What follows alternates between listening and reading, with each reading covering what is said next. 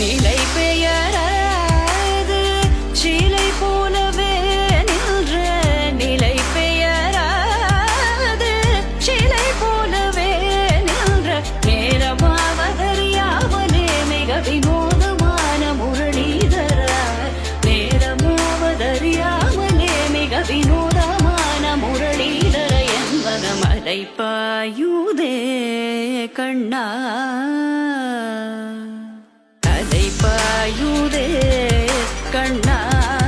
என் மனமிக அலை பாயுதே உன்னானந்த மோகன வேணுகானமதில் அலை பாயுதே கண்ணா.